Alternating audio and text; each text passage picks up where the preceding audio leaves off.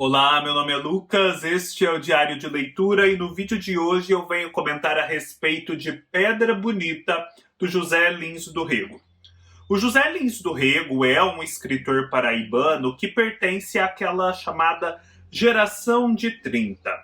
Depois dos acontecimentos havidos em 22 na Semana de Arte Moderna e ao longo de toda a década de 20, o modernismo já tinha se instaurado no Brasil de um modo mais efetivo. Aquele primeiro rompimento com as estruturas tradicionais já havia sido feito, formas novas de se expressar literariamente já haviam sido propostas. Entretanto, havia uma certa falta de conteúdo sobre o que falar. Não que o conteúdo não existisse, mas como a literatura daquele período estava muito voltada à forma, acabava que se despreocupava um pouco do conteúdo e coisas deixavam de ser ditas.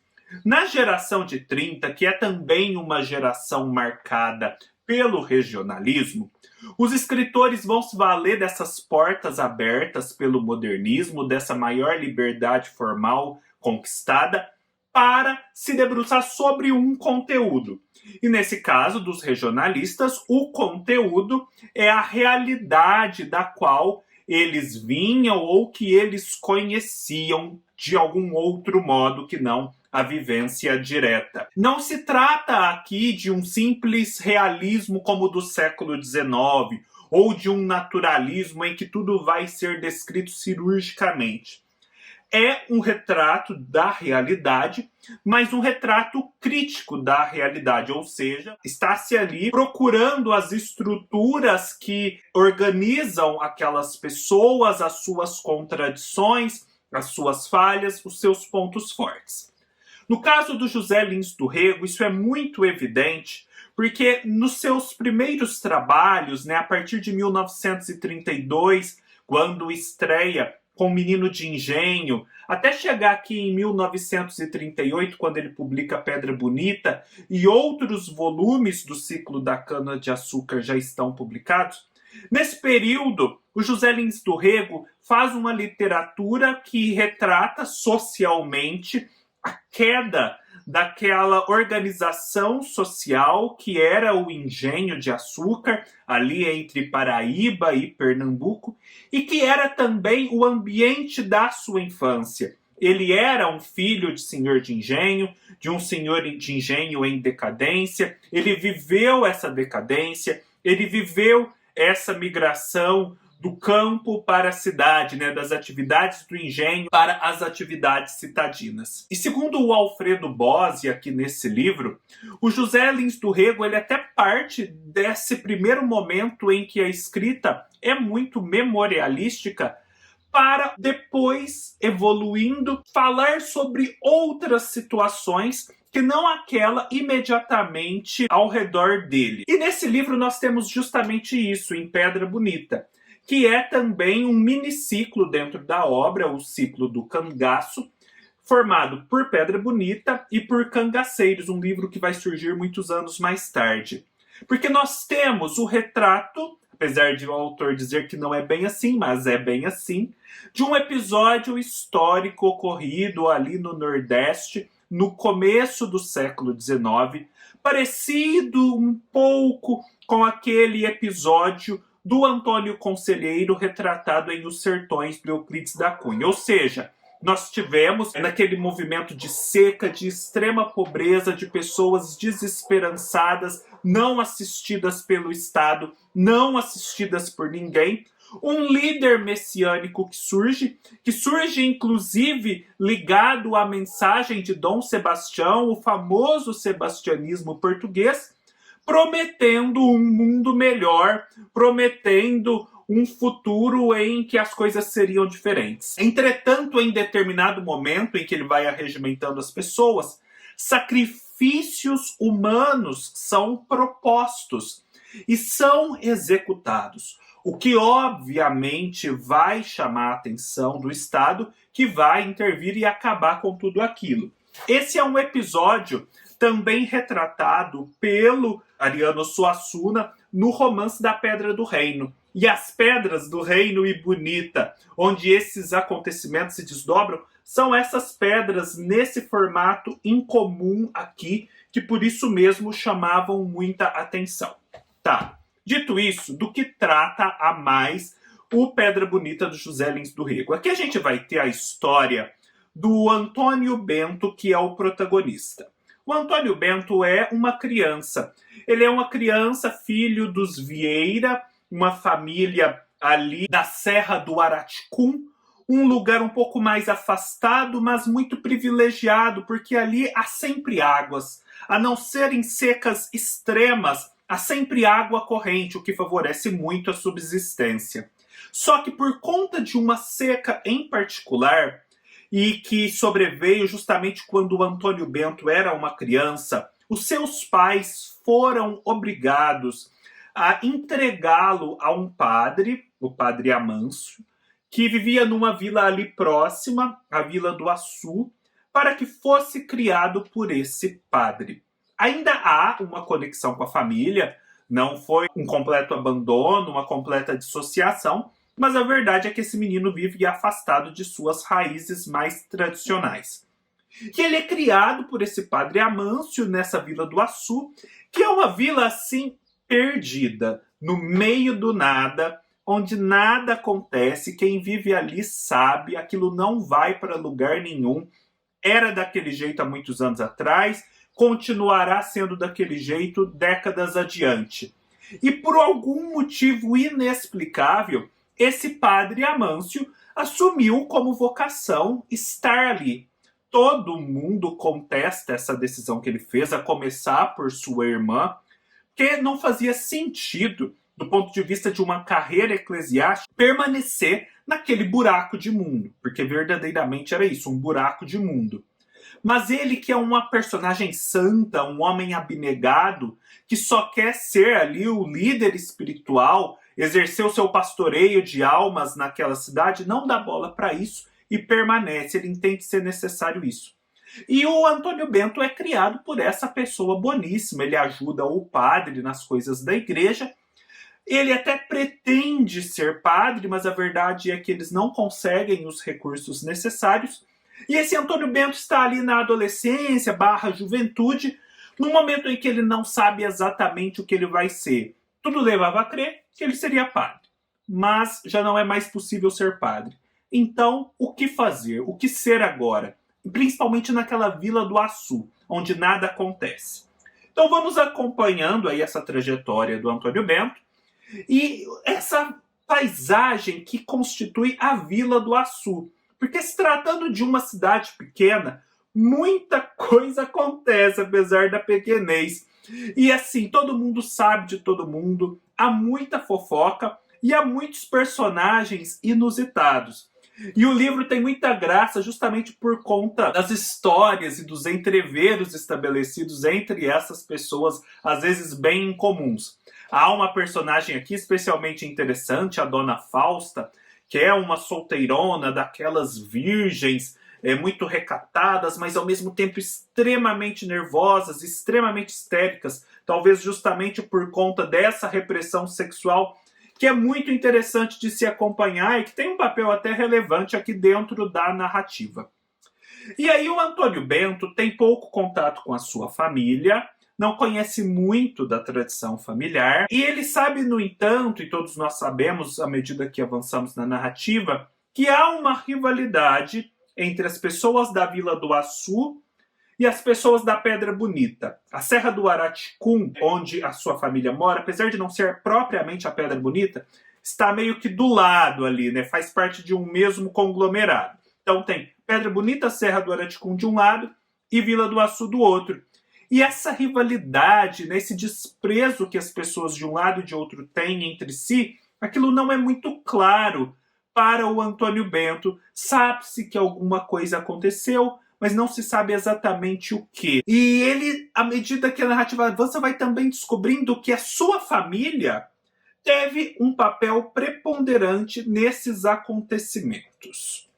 Chega um determinado momento em que o padre precisa ir para a capital, ajudar o bispo lá numa missão, É uma coisa de rotina, mas enfim, o padre vai precisar se ausentar da Vila do Açu.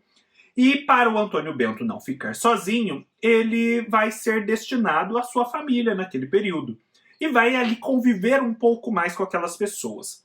A mãe é uma mulher muito sofrida, muito abnegada, muito assim submissa ao marido. O marido é um sujeito muito esquisito, extremamente ensimismado, fechado, estranho. Não chega a ser assim um carrasco, mas é alguém que não transmite afeto. Mas também tem uns irmãos. Um irmão, ele foi pro norte, desapareceu, ninguém sabe o que aconteceu. Foi pro norte em busca de melhores condições.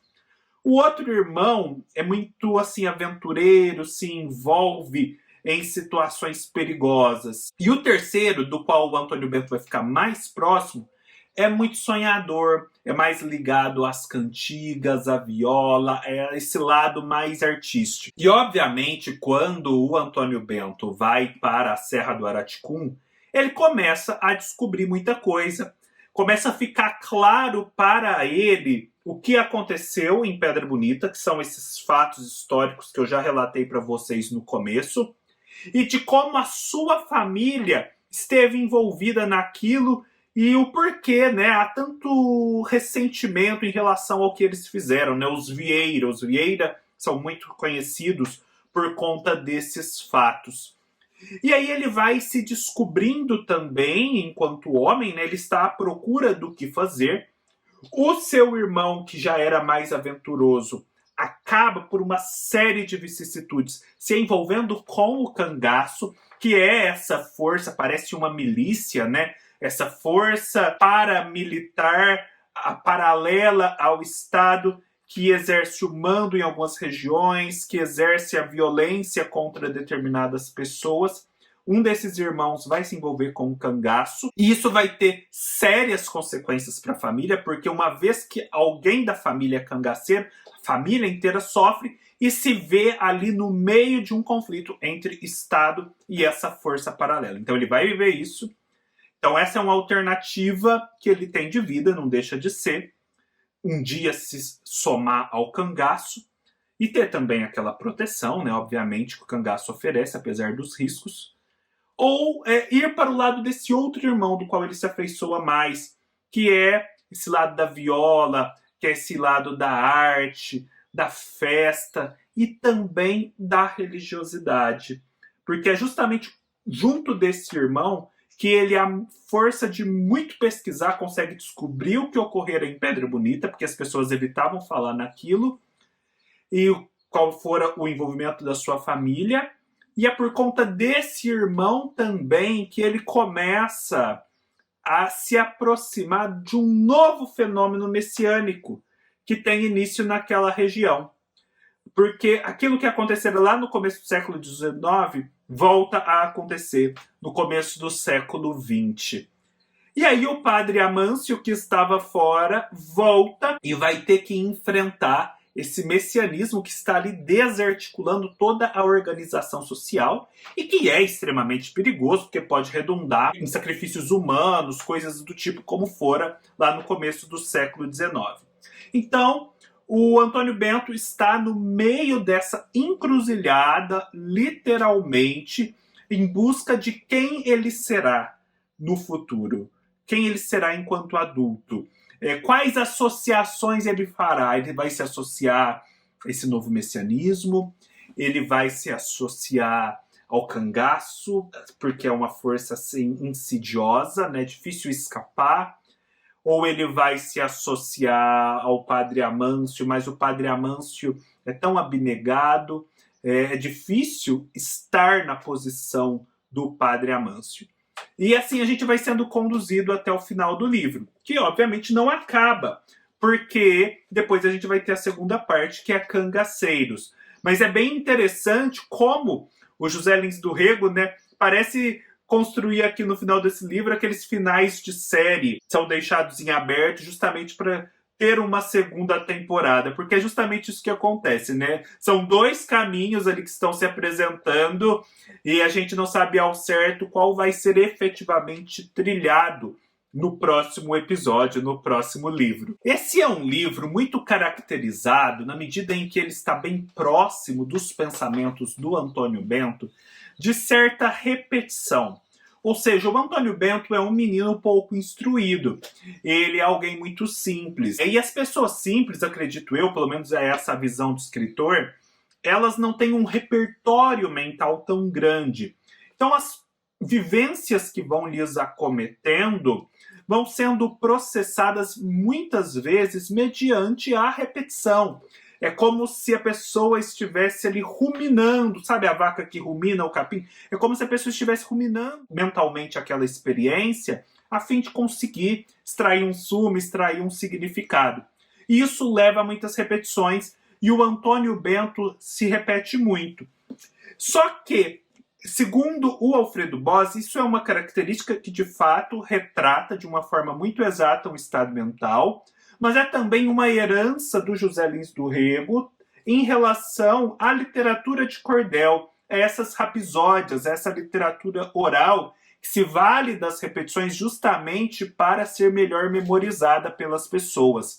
Porque o José Lins do Rego bebeu muito na fonte da literatura do cordel para ter acesso aos fatos acontecidos em Pedra Bonita e depois construir a sua narrativa. Então, não vejam isso como um defeito do livro, mas como uma intenção de retratar um estado psicológico.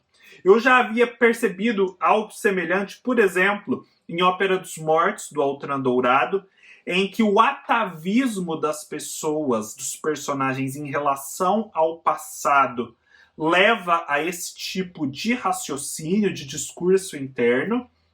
E em Vozes do Deserto, da Nélida Pinhon, em que não há propriamente uma repetição mental, mas uma repetição de fatos, que às vezes pode parecer um pouco enfadonha, mas que tem como objetivo reproduzir a sensação assim de encarceramento, de falta de perspectiva e de repetição infindável por que passa a Sherazade nas 1001 Noites. Enfim, é um livro delicioso que com certeza vale a pena ser lido. Eu acredito que você possa lê-lo sem ter a perspectiva de ler Cangaceiros logo em seguida, que ainda assim vai ser uma experiência muito proveitosa. É isso, pessoal. Espero que tenham gostado. Se gostaram, deem um like, deixem seus comentários, se inscrevam no canal, comprem através dos links da Amazon que eu deixo sempre abaixo e ajudem o canal sem gastar nada a mais por isso. Tornem-se parceiros no Apoia-se. Todas as informações estarão aqui na descrição. E nos vemos numa próxima oportunidade. Até mais.